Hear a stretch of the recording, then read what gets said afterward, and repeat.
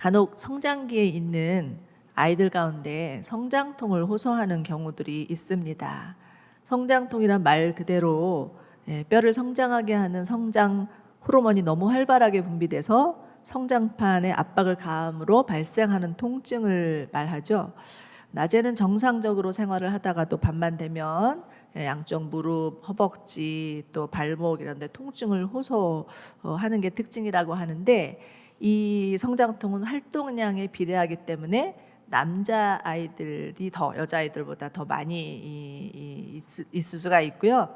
또 고속 성장하는 사춘기 아이들에게도 발생을 한다고 합니다. 그렇지만 무조건 아프다고 해서 성장통이라고 말할 수는 없고, 반드시 키의 성장이 동반되어야 그렇게 부를 수 있다라는 거죠. 이와 같이 우리의 영혼도 때로는 성장통을 겪게 됩니다. 물론 사람마다 그 고통의 강도가 다르고 모양도 다르지만 우리의 영혼도 성장을 위한 성장통이 있습니다.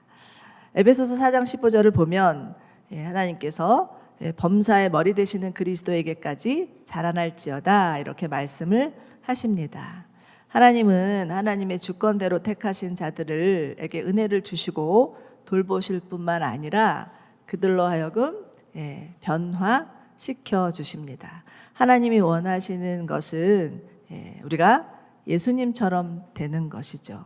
예수님처럼 생각하고 예수님처럼 행동하고 예수님처럼 사는 것입니다.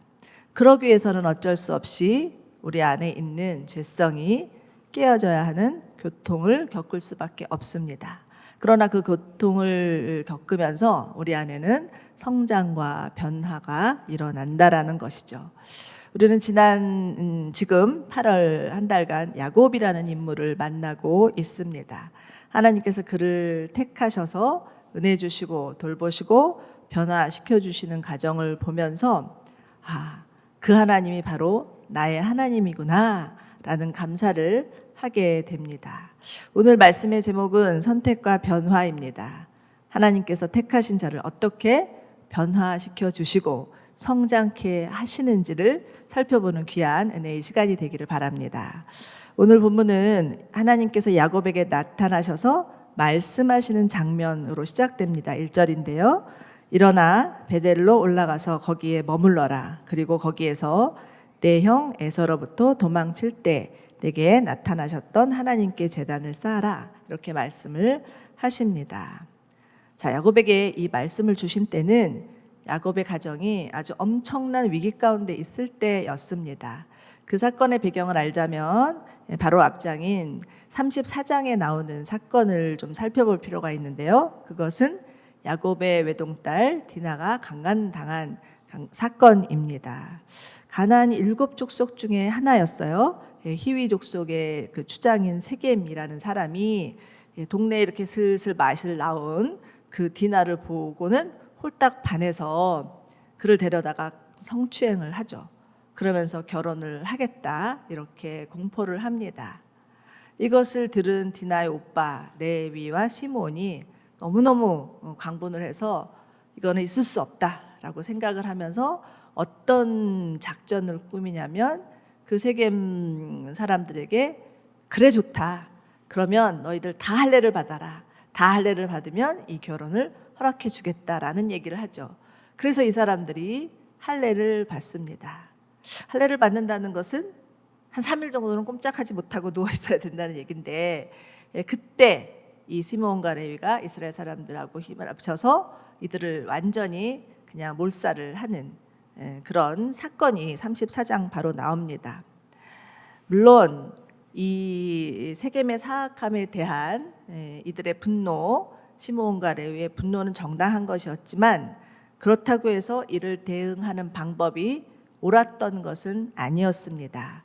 어디까지나 이것은 하나님을 이용한 종교적 범죄 행위다라고 볼 수가 있습니다. 얼마 전 TV에서 빈센조라는 드라마가 있었는데 혹시 보신 분들 계신지 모르겠어요. 영화배우 송중기가 나왔다고 해서 꽤나 인기를 끌었던 드라마라고 하는데, 그 내용인 즉슨 악이 악을 갚는다는 스토리입니다.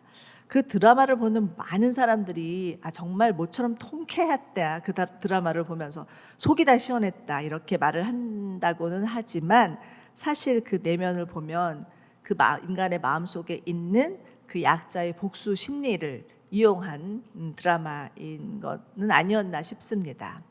그런데 그 로마서 12장을 보면 하나님께서 우리들에게 하시는 말씀 중에 하나가 아무도 악을 악으로 갚지 마라. 모든 사람들에게 선한 일을 힘써 행하라. 스스로 원수 갚는 일에 애쓰지 말고 하나님의 진노하심에 맡겨라. 원수 갚는 것은 내게 있다. 내가 갚을 것이다. 이렇게 말씀을 하시죠. 자, 여러분, 야곱의 가족들은 하나님의 거룩을 나타내고 온 민족을 축복하는 축복의 통로가 되고자 하나님께서 택하신 자들이었습니다. 그런데 지금 이들이 세상 사람들보다도 더 악한 행동을 서슴지 않고 행했던 것입니다. 그 결과는 무엇입니까? 그 결과는 결국은 그 땅에서 이러지도 저러지도 못하고 그 발붙일 곳도 없는 어려운 상황에 놓이게 됐다라는 것입니다. 우리는 이것을 통해서 정말 그 하나님을 믿는 자들 가운데 있는 그 하나님의 말씀을 따르지 않는 그러한 불순종이 얼마나 위험을 초래하게 되는지를 볼 수가 있습니다. 그런데 너무 감사한 것은 하나님께서 이렇게 이 절대절명의 순간 가운데 어떻게 해야 될지 알 수 없는 상황 가운데 있는 이 야곱의 가족들, 또 야곱에게 나타나셔서 베델로 올라가라 이렇게 말씀을 하신 것입니다. 여러분, 베델은 어떤 장소입니까? 우리 지난주에 살펴본 것처럼 베델은 야곱에게 있어서 아주 개인적이고도 인격적인 하나님과의 생생한 체험이 있는 장소였습니다. 어찌 보면 귀로만 듣던 하나님을 생전 처음으로 만났던 장소가 베델이었다라는 것입니다. 그런데 지금 정말 이 야곱의 가족들의 만행으로 말미암아서 엉망진창이 되어버린 이 야곱에게 찾아오셔서 하나님 말씀하시는 거죠. 그 베델을 생각하면 정말 야곱에게 있어서 베델은 절대로 잊어버려서는 안 되는 너무나 하나님과의 소중한 추억이 있는 장소였습니다. 하나님께서 생각지도 않게 방문을 해주셔서 그에게 아브라함과 이삭에게 주셨던 그 약속을 주시고 정말 내가 그 약속을 이룰 때까지 너와 끝까지 동행할 것이라는 그런 당부도 주셨던 것이죠. 그랬을 때 이 야곱이 하나님께 뭐라고 고백을 합니까?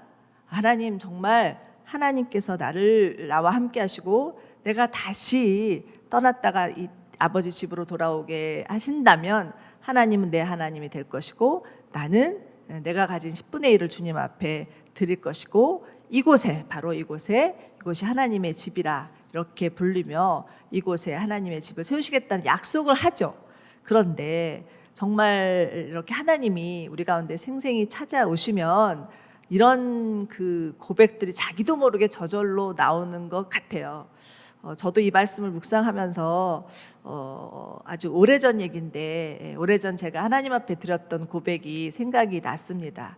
그때도 지금처럼 8월 그 아주 무더운 여름이었어요. 제가 셋째 아이를 가지고 배가 이렇게 만삭이 돼서 저희 아이가 9월생이기 때문에 만삭이 돼서 어느 날은 하나님을 만난 그 만남이 너무 좋고 정말 너무 제가 흥분을 하고 있었던 그 젊은 시절이었습니다. 그랬을 때 주님 앞에 홀로 교회에 앉아서 하나님, 정말 저는 예수님을 만나서 이렇게 좋은데 우리 친정 식구들을 생각하니까 아직 아무도 예수님 모르네요. 정말 우리 친정 식구들이 예수를 믿기 위해서라면 그 어떤 희생이라도 제가 다 달게 받겠습니다. 이런 기도를 했어요. 그래서 전 초신자 시절에 아주 용감하고도 무식한 기도였죠. 그러고 나서 정신을 차리고 나서 내가 이런 기도를 하다니 이게 난가? 이거는 정말 내가 이런 기도를 해도 되는 건가? 이렇게 생각을 했던 때가 있었습니다. 스스로도 믿기지가 않았습니다. 그런데 야곱이 그렇게 서원을 하고 간 곳은 삼촌 라반의 집이었죠. 20년을 그 라반의 집에서 보냈어요. 그런데 그 라반의 집에서의 20년은 야곱에게 절대 행복한 시간은 아니었습니다. 뛰는 놈 위에 나는 놈이 있다라는 말이 있죠. 네, 라반은 야곱의 한 수 위였어요. 정말 그 야곱을 능가하는 그런 그 모략과 속임과 재주를 가진 그런 정말 피할 수 없는 외삼촌이었습니다. 그렇지만 그 20년의 시간 동안 하나님은 약속대로 그 야곱과 함께 하셨죠. 그리고 야곱에게 많은 부도 주셨고 많은 식솔도 주셨고 그로 인해서 다시 가나안으로 돌아올 수 있는 은혜도 주셨습니다. 그래서 가나안에 돌아와서 정착한 땅이 세겜이었어요. 우리 한번 지도를 한번 보시면 좋을 것 같습니다. 세겜 보이시나요? 이렇게 요단강이 있으면 바로 가로질러서 저기 그 세겜이라고 써 있는 지명이 보일 것입니다. 세겜은 이스라엘이 북과 남 이렇게 길게 되어 있는 그 지형에서 중간 지점쯤 있는 곳이에요. 그래서 북쪽으로는 산악지대로 갈 수 있는 길이 뚫려 있었고요. 또 이 서쪽으로는 또 이쪽 그 예루살렘과 실로와 이런 쪽으로 갈 수 있는 길이 있었고요. 또 동쪽으로는 해안으로 갈 수 있는 길이 있었습니다. 그래서 이 세겜은 아주 교통의 중심지였어요. 그래서 어디든지 갈 수 있는 곳이 세겜이었고, 세겜은 또 유난히 강우량도 많아서 농사를 잘 지을 수 있는 좋은 땅이었고, 게다가 목축도 잘할 수 있는 그 목초지도 많은 그런 땅이었습니다. 아마도 야곱은 이 세겜을 보면서 정말 우리 가족이 정착하기에는 딱 좋은 땅이구나 이렇게 생각을 했던 것 같아요. 그렇지만 여러분, 야곱에게 있어서 세겜은 거쳐가야 할 땅이지 정착해야 될 땅이 아니었습니다. 그런데 야곱이 이 세겜의 풍요로움을 보고서 그만 베델에서의 소원을 새까맣게 잊어버린 것이죠. 그리고 세겜에 머물면서 아주 편안하고 안락하게 살고 있었던 겁니다. 여러분, 야곱의 가족들은 가나안 족속과 구별되어서 거룩한 하나님의 공동체를 이루면서 하나님이 누구신지를 나타내야 되는 것이 그들의 사명이었어요. 그런데 마치 눈에 보기에 좋은 땅 소돔과 고모라를 택해서 갔던 롯의 가족들처럼 이 세겜에 가서 살면서 어느새 가나안의 문화에 젖어들고 가나안의 그 사고방식에 또 물들고 이러면서 그들과 그냥 타협하면서 적당히 살고 있었던 것입니다. 그래서 이 야곱의 아들들에게도 그렇게 너희가 그런 짓을 했어? 그러면 나도 복수할 수 있어 라고 하면서 만행을 저질렀던 것이죠. 여러분, 우리 가운데 있는 영적인 위기는 개인적으로, 사회적으로, 국가적으로도 위기를 초래할 수 있다는 것을 인식하셔야 됩니다. 지금 이 세겜의 사건은요, 정말 이 야곱의 가족들 안에 있었던 영적인 위기 때문에 온 사건이었다라는 것입니다. 그런데 이것은 야곱의 가족들뿐만 아니라 오늘날 우리들도 겪고 있는, 사실은 인정하고 싶지 않은 현실일 수 있습니다. 오늘날 우리 그리스도인들 가운데도 얼마나 우리 안에 세상적인 사고방식과 세상적인 문화들이 들어와서 우리를 잠식하고 있는지 모릅니다. 어느새 그냥 세상 사람들과 별 차이 없이 사는 거예요. 뭐 이 정도면 괜찮지, 이게 뭐가 문제야, 이렇게 하면서 사는 우리들의 모습들이 있습니다. 그런데 정말 개구리가 뜨거운 물에 뜨거운 물에 집어넣으면 처음에는 그 물이 미지근해서 거기서 이렇게 헤엄을 치고 좋아하고 있다가 물이 뜨거워지면 자기가 죽어가는 것도 모른다는 말이 있지 않습니까? 우리도 그럴 수 있다라는 거예요. 이 세상에 살아가면서 정말 이게 뭐가 문제야 라고 생각하면서 적당히 타협하고 적당히 섞이고 적당히 세상 사람들과 진배 없이 살아가다가 위기를 만날 수 있다라는 것입니다. 그래서 일어났던 사건이 바로 세겜의 사건입니다. 그렇지만 하나님은 이들을 그냥 방치하지 않으셨죠. 내버려 두지 않으셨습니다. 개입하셨습니다. 그래서 개입하셔서 하신 말씀은 일어나 베델로 올라가라, 이렇게 말씀을 하신 거죠. 베델은 하나님께서 그들과의 관계를 다시 회복하고자, 그들과 있었던, 야곱과 있었던 그 첫사랑을 다시 회복하고자 불러주시는 장소였다라는 것입니다. 여러분 혹시 여러분의 베델은 언제였는지를 기억을 하십니까?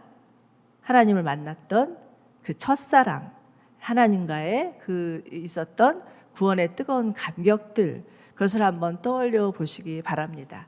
행여 우리의 신앙이 그 구원의 감격도 잊어버리고 어느새 하나님과의 사랑도 또 새카맣게 언제였는지 모르고 그냥 익숙하게 그냥 늘 교회 오는 것이 그냥 형식적이고 또 익숙해져서 그 하나님과의 관계가 희미해졌더라면 여러분의 베델을 기억해 보시기 바랍니다. 여러분의 삶 가운데 행여 지금 너무나 어려움을 겪고 있고 내가 도대체 왜 이런 어려움을 겪고 있지? 라고 하면서 그 해답을 얻지 못하고 있으시다면 그것 또한 여러분의 베델을 기억해 보시기 바랍니다. 그래서 그곳에서 하나님이 다시 여러분을 만나주시고 말씀하시는 것을 들으실 수 있는 은혜가 있기를 바랍니다. 자, 이제 야곱은 베델로 올라오라는 하나님의 음성을 듣고는 그제서야 베델에서의 서원을 기억을 합니다. 상기하게 되죠. 그리고 가족을 다 불러 모아놓고는 2절, 3절 이렇게 얘기를 합니다. 같이 읽어보시겠습니다. 시작. 야곱이 자기 집 사람들과 그와 함께 있는 모든 사람들에게 말했습니다. 너희가 지니고 있는 이방 신상을 버려라. 너희 자신을 정결하게 하고 옷을 갈아입어라. 일어나서 베델로 올라가자. 내가 그곳에서 내 고난의 날에 금탁하시고 내가 가는 길에서 나와 함께 하셨던 하나님께 제단을 쌓을 것이다. 아멘. 자, 잘 보십시오. 지금 야곱이 베델로 올라가기 전 가족들에게 세 가지를 요구하시는데 그 세 가지는 너희가 가지고 있는 이방 신상을 없애버려라. 너희 자신을 정결하게 하라. 옷을 갈아입으라. 이것이었습니다. 자, 하나님을 온전히 예배하기 위한 일종의 정화 작업이라고 할 수가 있는데요. 우리는 여기서 거룩하신 하나님께 참된 예배를 드리기 위해서 해야 할 세 가지는 무엇인가를 배울 수가 있습니다. 첫 번째는 우상을 버리라입니다. 창세기 31장을 보면 야곱의 아내 라헬이 집을 떠나기 전에 자기 아버지의 드라빔을 훔쳐가지고 나오는 그 장면이 나옵니다. 드라빔이라는 것은 가정의 수호신, 우상이죠. 주로 복을 빌 때, 점을 칠 때 사용하는 나무로 된 우상입니다. 이것으로 보아서 야곱의 집안이 하나님도 섬기고 이상도 섬기는 그런 혼합주의 신앙이 혼재되어 있었다라는 것을 알 수가 있죠. 그런데 이것은 야곱의 가족뿐만 아니라 오늘날 우리 그리스도인들 가운데도 얼마든지 찾아볼 수 있습니다. 실컷 예배드리고 나서 이사하려면 손재수 없는 날 길을 택해야지 이렇게 하면서 점집에 찾아가는 분들도 계시다고 합니다. 자녀들 결혼시키기 위해서 정말 사주는 필수다 이렇게 생각하면서 또 점집을 찾아가는 분들도 계시다고 들었습니다. 궁합이 맞지 않으면 결혼을 하면 안 된다라고 생각하시는 어르신들도 부모님도 있으시다고 들었습니다. 그런데 그것이 어디 그뿐이겠습니까? 존 칼빈은 인간의 마음은 우상을 만드는 공장이다 라는 말을 할 정도로 사실은 우리들 안에는 하나님 대신 우리가 만들어 놓은 우상이 수두룩합니다. 몇 년 전에 인도 아울리치를 갔었는데 그곳에 가보니까 정말 거기는 우상 천지더라고요. 그래서 길거리마다 큰 우상, 작은 우상, 별 이상하게 생긴 형상들을 많이 만들어 놓고 거기다 절하고 그러는데 여러분 저급한 종교일수록 눈에 보이는 우상을 만들며 섬깁니다. 그러나 점점 고등 종교가 될수록 눈에 보이는 우상이 아닌 눈에 보이지 않는 우상들을 섬긴다라는 것입니다. 자, 그렇다면 현대판 우상은 무엇이겠습니까? 우리 가운데 있는 우상들은 어떤 것들이 있겠습니까? 만약 돈이 없어서 당장 정말 큰일 날 것 같다라고 생각하신다면 돈이 우상일 수도 있습니다. 만약 권력이 없으면 정말 살맛이 안 난다라고 생각하신다면 권력이 우상일 수도 있습니다. 자식이 없어서 정말 나는 확 죽을 것 같아 이렇게 생각하신다면 자식도 우상일 수 있습니다. 하나님보다 사역이 더 중요해서 죽어도 내려놓기가 힘들다면 그 사역도 우상일 수 있습니다. 자, 그렇다면 왜 사람들이 이처럼 우상을 따르는 것일까요? 이스라엘 백성들은 왜 하나님께서 시내산에서 그렇게 하나님의 영광을 보고 하나님의 얼굴을 보고 하나님과 먹고 마시고 하나님과 교제했는데도 그리고 내려와서 바로 금송아지를 만들어 버리는 죄를 범하는 것일까요? 그것은 이 인간의 타락한 본성과 우상 숭배가 딱 들어맞기 때문입니다. 인간의 자기만족, 자기 유익을 위해서 충족시키기에는 우상이 제격이기 때문입니다. 그리고 더 중요한 것은 우상은 쉽게 갈아탈 수 있다라는 것입니다. 어쩔 때는 돈, 어쩔 때는 자식, 어쩔 때는 명예, 어쩔 때는 쾌락. 이렇게 쉽게 대체될 수 있는 것이 우상입니다. 그러나 여러분, 우상은요, 일시적인 만족과 일시적인 즐거움을 줄 수 있을지언정 참 만족과 참 기쁨을 줄 수가 없습니다. 오히려 우상 숭배의 결론은 허무와 절망과 죽음뿐이라는 거죠. 자, 그렇다면 우상 숭배로부터 벗어나는 길은 무엇일까요? 우리의 마음을 하나님으로 채우는 것입니다. 하나님의 사랑만이 우리의 마음에 결핍된 우리의 마음을 채울 수 있다라는 거죠. 하나님의 크고도 깊고도 높고도 넓은 사랑, 그 사랑으로 대체될 때만이 우상으로부터 자유로울 수 있습니다. 내가 정말 우상을 없애야지, 내가 우상을 버려야지 라고 해서 되는 것이 아니라는 거예요. 하나님, 제가 그동안 남모르게 즐겼던 우상을 버립니다. 하나님으로 채워주십시오 라고 하나님께 하나님의 사랑을 구할 때 하나님께서 하나님의 사랑으로 우리를 채워주심을 믿으시기 바랍니다. 그런데 정말 하나님의 그 크고도 넓고도 높고도 깊은 사랑은 무엇으로 우리 가운데 나타났습니까? 바로 그 나타난 하나님의 사랑이 예수 그리스도이십니다. 예수 그리스도만이 우리의 결핍된 마음을 채워줄 수 있는 유일한 분이심을 믿으시기 바랍니다. 예수 그리스도로 충만할 때만이 우리를 묶고 있는 모든 우상의 올무로부터 벗어나는 은혜가 주어질 것을 믿으시기 바랍니다. 두 번째는요, 몸과 마음을 정결케 하는 것입니다. 우리 안에 죄가 가득하면 절대 하나님과의 관계를 맺을 수가 없습니다. 그 죄가 하나님과의 관계를 가로막는 장애물이 되는 것이죠. 자, 야곱의 가정을 다시 한번 봅시다. 야곱에게는 4명의 아내가 있었고요. 또 12명의 자녀가 있었습니다. 레아는 야곱의 의무적인 아내였어요. 라헬은 야곱의 사랑하는 아내였어요. 그런데 그 또 밑에는 어떻게 해서든지 그 틈새를 이용해서 남편 그 야곱의 사랑을 받고자 노리는 또 2명의 아내가 있었습니다. 정말 막장 드라마 중에서도 이와 같은 막장 드라마는 볼 수 없는 것이 야곱의 가정이었다라는 거죠. 그러니 어떻겠습니까? 이들의 모든 에너지, 이들의 모든 열정, 이들의 모든 그 수고를 다 어디다 쏟겠습니까? 서로 간에 시기하고 경쟁하고 질투하고 모함하고 하는데 다 쏟을 수밖에 없으니 어떻게 하나님께 마음을 쏟고 하나님께 드릴 에너지가 남겠습니까? 이들에게 하나님은 오로지 자신의 욕심을 채우기 위한 수단에 불과할 뿐이었습니다. 그런데 사실은 야곱의 가정을 돌아보면서 욕할 게 하나도 없는 것이 우리들입니다. 우리의 가정들도 어떻습니까? 정말 드러내놓고 말 못해서 그렇지 우리의 가정은 야곱의 가정보다 더 말도 안 되고 부끄럽고 수치스러운 일들이 일어납니다. 그리고 우리도 마찬가지로 하나님보다 사람의 사랑, 사람의 인정 받고 싶어서 거기다 목을 맬 수 있습니다. 하나님은 그저 우리의 소원을 들어주는 그런 들러리에 불과할 뿐일 수 있다라는 것입니다.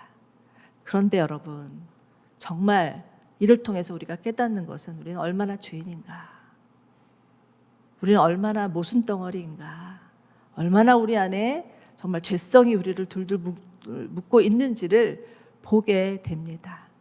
그런데 여러분, 영적인 부흥은 언제 일어나는지 아십니까? 부흥은 하나님 앞에 내가 얼마나 심각한 죄인인 것을 깨달을 때, 자신의 죄가 너무 부끄럽고 너무 창피해서 몸둘 바를 몰라서 하나님 앞에 철철 울면서 고백할 때, 하나님, 나는 죄인입니다. 정말 나는 하나님 앞에 아무것도 정말 바랄 게 없고 구할 게 없는 죄인입니다라는 고백할 때 영적인 부흥이 온다라는 것입니다. 역사적으로 볼 때 우리나라에서 가장 교회사적으로 은혜가 있었던 때는 1907년의 평양 대부흥이라고 하죠. 근데 부흥의 시초는 그 장대현 교회라는 교회에 있었던 길선주 장로님의 회개로부터 시작되었습니다. 근데 그 회개의 내용인 즉슨 무엇이냐면, 어느 날 집회 갖고 너무 은혜를 받아서 이 길선주 장로님께서 많은 사람들 앞에서 일어나서 내가 내 사랑하는 친구가 병으로 죽으면서 정말 그 가족들을 돌보아 달라고 10만 원을 줬는데, 그 당시 10만 원이면 꽤 큰 돈이었고 10만 원을 줬는데 그 10만 원을 내가 가로챘습니다. 그리고 그 가족을 돌보지 않았습니다. 이런 고백을 한 거예요. 그거 사실 쉽지 않습니다. 장로님이었고요. 숨기려면 숨길 수 있는, 이미 그 친구는 돌아가셨고요. 그런 상황 가운데 있었는데 그것을 고백한 거예요. 그랬더니 그 고백으로 말미암아 어떤 일이 벌어졌는가? 다 그 집회에 있었던 사람들이 한 사람 두 사람 일어나서 나도 그랬습니다. 나도 이런 죄를 졌습니다. 나도 이런 죄를 졌습니다. 라고 다 자신의 죄를 고백하기 시작했더라는 것이죠. 그러면서 놀라운 하나님의 성령의 임재가 가득했던 것이 평양 대부흥의 시초였습니다. 이것을 바라보고 있었던 그 옆에 선교사님이 계셨던 것 같아요. 미국의 어떤 선교사님인데 그 미국의 선교사님이 이런 고백을 했더랍니다. 나는 이렇게 놀라운 은혜를 경험해 본 것이 처음이었습니다. 정말 이 장대형 교회에서 일어난 이 놀라운 성령의 역사는 이제까지 한 번도 본 적이 없는 성령의 역사입니다. 영국의 웨일즈 부흥이 있었고 또 그 인도의 부흥이 있었지만 거기에서도 이런 일은 없었다라고 합니다. 정말 이 장대현 교회에서 일어난 성령의 역사는 그 어떤 전 세계적으로 어떤 역사하고도 비교할 수 없는 만큼 강력한 하나님의 역사였습니다. 라고 그렇게 고백을 했더라고 해요. 그런데 이렇게 강력한 이 통의 역사는 그날 밤으로 그치지 않았대요. 그래서 이것은 막 저 평양 시가지에 다 번져서 그 평양 시가지에 있는 예수 믿는 장대현 교회뿐만 아니라 다른 교회의 그 성도님도 다 회개 운동이 일어나고, 그로 인해서 막 이 한 개인의 그런 회개가 아닌 사회 변혁으로까지 일어났던 것이 평양 대부흥의 역사였다라고 합니다. 여러분, 신앙생활이라는 것은요, 꼬박 이렇게 예배드리고 큐티하고 기도하고 봉사하고, 그로 인해서 저 사람 정말 너무 귀한 하나님의 사람이다, 이렇게 부러움을 받고 하는 것으로 그치는 것이 아닙니다. 정말 예수 그리스도께서 나를 위해서 이 땅에 오셨고, 예수님이 나의 죄를 씻기시기 위하여서 십자가에 돌아가셨고, 정말 그 은혜로 나는 용서받은 하나님의 사람이구나 라는 것을 깨닫는 것이 우리의 신앙생활이라는 것입니다. 예수님이 정말 십자가 지시기 전에 최후의 만찬의 석상에서 마지막으로 하신 사역이 무슨 사역이었는지 기억하시죠?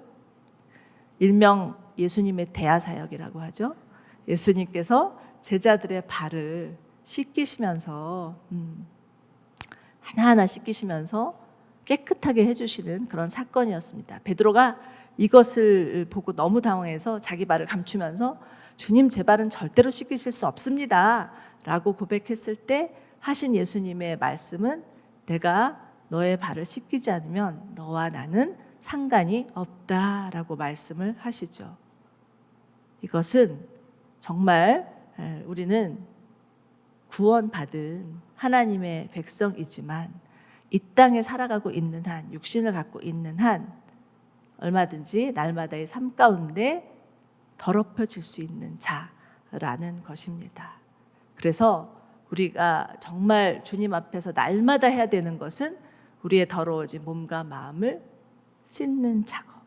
주님, 오늘도 제가 살아가면서 이러이러한 더러움이 있습니다. 이러이러한 죄가 있습니다. 저를 씻겨 주십시오 라고 고백하며 주님 앞에 나아가는 것입니다. 만약에 부끄럽다고 해서 자신의 더러운 발을 숨긴다면 그것은 영적인 교만입니다.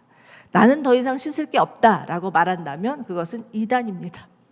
정말 우리의 더러워진 발을 씻기시는 날마다의 은혜가 우리 모두 가운데 있기를 소망합니다. 세 번째는요, 예수로 옷 입는 것입니다. 여러분, 옷이란 것은 무엇입니까? 옷을 입는 자의 정체성, 그 사람의 가치관까지도 무엇인지를 알려주는 매개체라 할 수 있습니다. 여러분, 왕은요, 왕의 의복을 입으면서 자신이 왕인 것을 드러내고 있고요, 군인은 군복을 입음으로 인해서 자신이 군인인 것을 드러냅니다. 왕이라고 하면서 만약에 거지의 옷을 입고 있다, 그럴 수 없고요, 군인이라고 하면서 댄서의 옷을 입고 있다, 그것도 말이 안 됩니다. 그러므로 예수 믿는 자는 예수 그리스도로 옷 입어야 합니다. 예수를 믿는다고 하면서 여전히 세상의 옷을 입고 있다면 가짜라 밖에 할 수 없습니다. 그러므로 예수 믿는다는 것은 자신이 과거에 입고 있었던 옷을 벗는 것으로부터 시작됩니다. 내가 이래봬도 왕년에는 만석군의 딸이었어, 나 인류대학 출신이야, 이것도 벗어야 합니다. 반면에 나는 태성이 천덕꾸러기고 정말 가난하고 공부도 못했어, 이것도 벗어야 합니다. 우리 안에 있는 자존심, 자만심, 열등감, 상처 다 벗고 예수 그리스도로 옷 입는 것이 그리스도인입니다.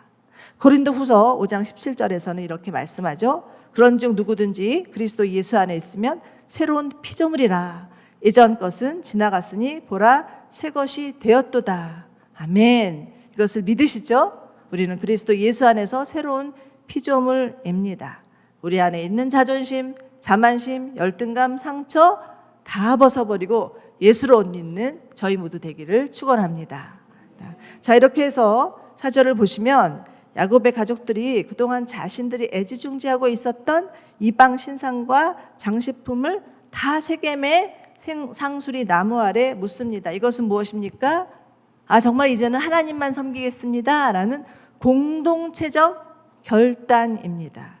그리고 났더니 5절 보십시오. 어떤 일이 있습니까?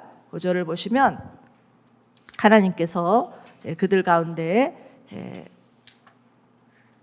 주변 성읍 사람들은 두려운 마음을 주셔서 아무도 그들을 쫓아오지 못하게 하셨다라는 구절이 있습니다. 여러분, 우리가 겪는 인생의 위기는요, 우리의 힘으로 우리의 방식으로 해결할 수 없습니다. 오로지 하나님께 돌아갈 때 하나님께서 친히 풀어주심을 믿으시기 바랍니다. 자, 이제 야곱이 온 가족들과 함께 베델에 올라가서 제단을 쌓으면서 그것을 엘베델이라고 부르죠. 엘베델이라 하면 베델의 하나님이라는 뜻입니다. 베델에서 만난 하나님을 상기하고 정말 하나님께 드렸던 그 헌신을 기억하고 그동안에 안이하고 나태한 신앙생활을 벗어버리고 온전히 하나님만 예배하겠습니다라는 결단이었다라는 것입니다. 그로 인해서 이 야곱은요, 정말 이 세겜에서 이 사건, 그리고 개입하신 하나님, 이것으로 인해서 진정한 변화가 일어납니다. 8절을 보면 리브가의 유모 드보라가 죽는 사건이 나오고 그것을 세겜에 묻고 베델에 묻고 그리고 나무의 이름을 알론바굿이라고 불렀다고 하는데, 이것은 느닷없이 나오는 이 사건은 무엇이냐? 이것은 정말 이전 것은 지나가고 보라 새 것이 되었도다. 과거는 지나가고 새로운 시대가 도래했다라는 것을 상징합니다. 야곱에게 있어서 이 세겜에서의 사건, 이 사건을 통해서 야곱은 정말 하나님만 섬기고 하나님만 또 경배하는, 예배하는 그런 자로, 이런 가족으로 변화되었다라는 것입니다. 자, 그래서 보셨을 때 10절을 보십시오. 하나님께서 야곱에게 말씀하시죠. 내 이름은 야곱이었으나 이제 더 이상 야곱이라 부르지 않을 것이고 이제 내 이름을 이스라엘이라 하겠다, 이렇게 얘기를 합니다. 여러분, 이스라엘이라는 뜻은 하나님이 다스리신다라는 뜻입니다. 반면 야곱의 이름의 뜻은 무엇이었습니까? 야곱 형의 발꿈치를 붙잡고 와서 야곱이라고 졌지만 그 이름에는 속이는 자, 탈취하는 자라는 뜻이 있습니다. 야곱은요, 천성적으로 정말 욕심꾸러기였고요, 야망덩어리였고요, 어떻게 해서든지 자기가 원하는 것은 취하고야 마는 그런 사람이었습니다. 그런데 하나님을 만나고 나니 그가 어떻게 변합니까? 하나님의 다스리심 가운데 굴복하는 자로 변화되는 것입니다. 이것이 바로 야곱의 진정한 변화였죠. 야곱이 나중에 애굽의 바로왕 앞에 서는 한 사건이 있습니다. 그랬을 때 야곱이 바로 앞에서 무엇이라고 고백하냐면, 제 나그네 인생은 130년이 됐습니다. 제 인생이 횟수는 짧았지만 고달픈 세월을 보냈습니다. 그러나 제 조상들이 살아간 나그네 인생의 횟수에는 미치지 못합니다라고 말하죠. 야곱이 지금 강조하는 것은 내 인생은 나그네 인생이었다라는 것입니다. 나그네 인생이란 무엇입니까? 나그네 인생이란 정말 이 세상의 삶은 영원한 것이 아니라는 것을 뜻합니다. 그렇기 때문에 이 세상에 연연할 것도 아니고 집착할 것도 아니고 그냥 하나님의 다스리심 가운데 순종하며 사는 것이 가장 복된 인생인 것을 고백하는 거죠. 자, 야곱은 정말 집착이 많고, 정말 야곱은 무엇이 자기가 원하는 것들은 어떻게 해서든지 이루고자 그것에 연연하는 자였습니다. 축복권에 연연했고 장자권에 연연했던 자였습니다. 그러나 지금은 달라졌어요. 그 장자권도 축복권도 하나님이 주셔야 주시는 거지 내가 취할 수 있는 것이 아니라는 것을 비로소 깨닫습니다. 그리고 하나님이 내 인생의 주인이시고 하나님이 나의 왕이신 것을 고백할 줄 아는 자로 변했다라는 것입니다. 여러분, 하나님께서 우리를 택하셔서 우리를 변화시키시는 목적은 무엇입니까? 내 인생의 왕은 하나님이시오. 내 인생의 주인은 예수 그리스도시오. 내가 내 인생을 주도하는 것이 아니라 하나님께서 다스리시고 하나님께서 주도하신다라는 것을 고백하는 것이 우리가 하나님 앞에 드려야 할 마지막 고백이라고 생각합니다. 사랑하는 여러분, 하나님이 여러분의 왕이신 것을 믿으십니까? 예수 그리스도가 여러분의 주인인 것을 믿으십니까? 우리 인생은 정말 이 땅에 영원하지 아니하고 이 땅에 연연하지 않고 집착하지 아니하고 영원히 가야 될 하나님 나라가 있다라는 것을 믿으십니까? 아멘. 그렇다면 우리 정말 하나님은 왕이십니다 라고 고백하는 예배자의 삶을 사시는 저와 여러분이 되시기를 축원합니다.